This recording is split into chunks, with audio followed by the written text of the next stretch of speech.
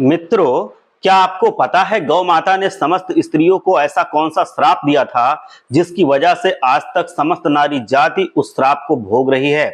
गौ माता का एक ऐसा श्राप जिसे टाला नहीं जा सका। दोस्तों, वो श्राप कौन सा था, जानने के लिए वीडियो को पूरा जरूर देखें। नमस्कार दोस्तों, स्वागत है आपका हमारे चैनल पर। दोस्तों, सच्ची श्रद्धा से कमेंट बॉक्स में जरूर लिखें जय श्री राम, जय हनुमान। चलिए दोस्तों, आगे बढ़ते हैं और जानते हैं कि गौ माता ने समस्त स्त्रियों को ऐसा कौन सा श्राप दिया था। दोस्तों, एक समय की बात है जब भगवान श्री कृष्ण अपनी राजगद्दी पर विराजमान थे। तब उनके पास देवर्षि नारद मुनि आते हैं और कहते हैं, हे प्रभु, मैं आज मृत्यु लोक में भ्रमण कर रहा था।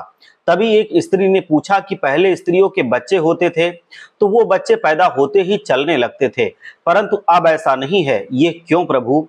प्रभु, मुझे इस प्रश्न का उत्तर दीजिए, इसलिए मैं आपके पास आया हूं। कृपया मुझे इस प्रश्न का उत्तर बताएं। श्री कृष्ण कहते हैं कि हे देवऋषि, तुम्हारा ये प्रश्न समस्त स्त्री जाति के लिए एक अत्यंत महत्वपूर्ण प्रश्न है। अगर तुम इस प्रश्न के उत्तर को जानना चाहते हो तो ठीक है, मैं तुम्हें एक कथा सुनाता हूं।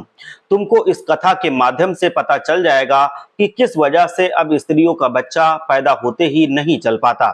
तब देवर्षि नारद कहते हैं कि प्रभु, मैं इस कथा को पूरा सुनूंगा, कृपया आप ये कथा सुनाएं। अगर आप भी जानना चाहते हैं कि इस प्रश्न का उत्तर क्या है तो मित्रों, वीडियो को आखिरी तक जरूर देखिए और वीडियो को लाइक अवश्य करिएगा। तो मित्रों, श्री कृष्ण कहते हैं कि हे देवर्षि, एक नगर में एक रामचंद्र नामक व्यक्ति रहता था। रामचंद्र एक स्वार्थी व्यक्ति था। रामचंद्र के पास में एक गाय थी। वो गाय दूध देती थी और रामचंद्र उस गाय को हरा भरा चारा खिलाकर उसका दूध निकाल करके उस दूध को बिक्री किया करता था। वो गाय का दूध खुद पीता था और अपने परिवार वालों को भी पिलाता था। गाय के दूध की वजह से ही रामचंद्र अपने घर की दिनचर्या चलाता था। रामचंद्र का समय इसी तरह से व्यतीत हो रहा था। कुछ दिनों के बाद एक समय ऐसा आया कि रामचंद्र को गाय ने दूध देना बंद कर दिया। जैसे ही गाय ने दूध देना बंद कर दिया तो इधर रामचंद्र ने उस गाय को चारा डालना बंद कर दिया। और एक दिन ऐसा आ गया कि उस दिन रामचंद्र ने गाय को बहुत मारा पीटा और उसने उस गाय को जंगल में छोड़ दिया। अब वो गाय बेचारी अकेली पड़ गई। बेचारी अकेली जंगल में इधर उधर घूमती फिरती थी और एक दिन जंगल में बने एक मंदिर के पास में पहुंची और भगवान से विनती करते हुए कहती है, हे भगवान, मैं आपसे ये नीति जानना चाहती हूँ। आपसे एक विनती करती हूँ कि हमें गाय की योनि में डालकर कितना गलत काम आपने किया है। श्री कृष्ण कहते हैं कि देवर्षि, वो गाय कहती है, देखिए, जो आपकी 84 लाख योनियों में सर्वश्रेष्ठ योनि मानव की है, वो कितना पाप और कितना दुष्कर्म करता है। वो गाय आगे जब तक मैं दूध देती रही तब तक उस व्यक्ति ने मुझे अपने घर में रखा, हरा भरा चारा खिलाया। जैसे ही मैंने दूध देना बंद कर दिया, उसके बाद में उसने मुझे चारा भी नहीं डाला। इतना ही नहीं, उसने तो मुझे घर से ही बाहर निकाल दिया। अब मैं इधर उधर भटक रही हूँ बिना घर बार के। अब जंगल में चारा खा खा करके, जंगल में घास खा करके मैं अपने पेट को भरती हूँ। हे भगवान, आपने जो सर्वश्रेष्ठ योनि बनाई है, ये तो कितनी स्वार्थी और लालची योनि है। श्री कृष्ण कहते हैं कि हे देवर्षि नारद, धीरे धीरे समय व्यतीत होता चला गया। गाय बेचारी इधर उधर भटकती रही। जब भी वो गाय रामचंद्र के द्वार पर आ जाती तो रामचंद्र उसे लाठी लेकर मार के भगाकर फिर से जंगल की तरफ, खेतों की तरफ भगा करके आ जाता। श्री कृष्ण कहते हैं कि हे देवर्षि, धीरे धीरे जब वो गाय एक दिन गर्भवती हो जाती है तो अब जैसे ही 3-4 महीने का गर्भ हुआ तो उसी जंगल से एक स्त्री गुजर रही थी। उस स्त्री ने जैसे ही उस गाय को देखा, उसने मन में सोचा कि ये गाय तो गर्भवती है, मैं एक काम करती हूँ, इस गाय को मैं पाल लेती हूँ। जब इसका बच्चा हो जाएगा तो यही गाय मुझे दूध देने लगेगी। तब मैं इसका दूध खुद भी पीऊंगी और साथ ही अपने परिवार वालों को भी पिलाऊंगी और बिक्री भी करूंगी। लेकिन जैसे ही वो औरत उस गाय को पकड़ने के लिए अपने पति को बुलाने के लिए जाती है और जब तक उसका पति वहां पर आता है तब तक वो गाय वहां से चली जाती है। धीरे धीरे और समय व्यतीत होता गया। श्री कृष्ण कहते हैं कि हे देवर्षि, उस गाय के प्रसव का समय नजदीक आ गया। तब वो एक एकांत जंगल में सुरक्षित जगह पर जाकर के उस गाय ने एक बछड़े को जन्म दिया। श्री कृष्ण जी कहते हैं कि हे देवर्षि, प्रसव के कुछ समय बाद वही स्त्री उसी जंगल में घास काटने के लिए गई हुई थी। जैसे ही उसने दूर से देखा कि गाय ने एक बच्चा जन्म दिया हुआ है, तब वो स्त्री के उसके पास गई और उसने ध्यान से उस गाय को देखा तो बोली कि अरे, ये तो वही गाय है, इस गाय ने तो बछड़ा ही दे दिया। चलो अच्छा हुआ। वो स्त्री सोचती है अब मैं इस गाय को पकड़कर अपने घर पर अवश्य ले जाऊंगी।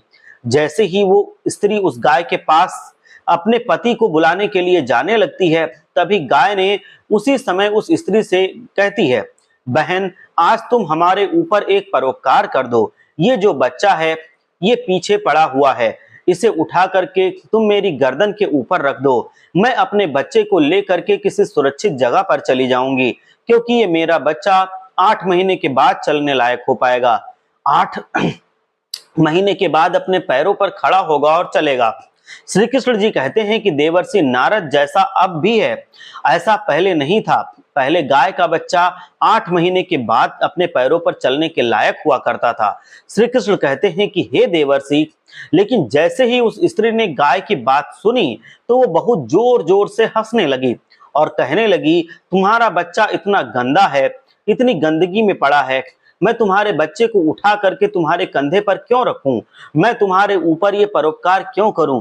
जैसे ही उस स्त्री ने उस गाय का बहुत मजाक बनाया, उस समय गाय बेचारी असहाय थी, वो अपने बच्चे को उठा नहीं सकती थी।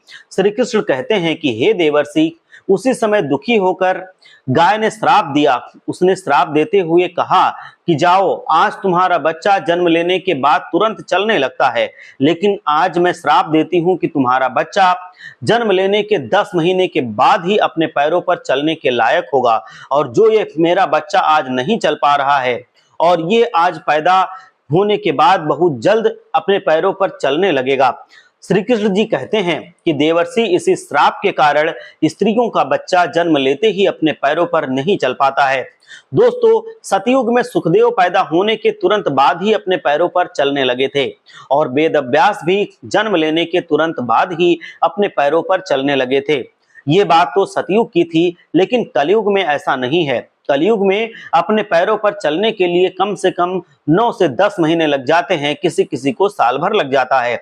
इसका कारण यही है क्योंकि गाय ने समस्त स्त्री जाति को श्राप दे दिया था। उसी दिन से समस्त स्त्रियों की जो बच्चे पैदा होते हैं वो चलने लग जाते थे। पहले उनकी प्रक्रिया वहीं पर रुक गई। गाय के श्राप के कारण ही स्त्री का बच्चा 9-10 महीने के बाद ही चलने लायक, अपने पैरों पर खड़े होने लायक हो पाता है और गाय का बच्चा उसी दिन से अपने पैरों पर चलने लायक हो जाता है।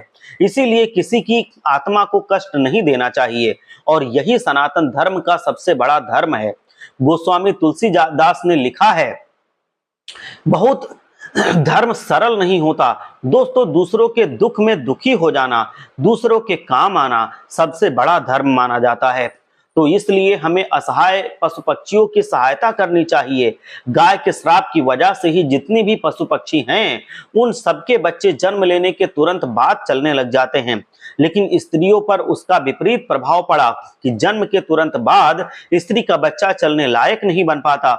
एक स्त्री की गलती से आज समस्त मानव जाति की महिलाओं को ये श्राप का खामियाजा भुगतना पड़ रहा है। मित्रों, आपको ये जानकारी कैसी लगी हमें कमेंट बॉक्स में जरूर बताइएगा और कमेंट में जय श्री राम अवश्य लिखिए। साथ ही अगर आप हमारे चैनल पर नए हैं तो चैनल को सब्सक्राइब करें या फेसबुक पेज पर हैं तो इसको फॉलो करें, जिससे आपके लिए हम ऐसे ही और ज्यादा से ज्यादा वीडियो ला सकें। लोगों तक इसको शेयर भी अवश्य करें। देखने के लिए आप लोगों का बहुत बहुत धन्यवाद। जय श्री राम।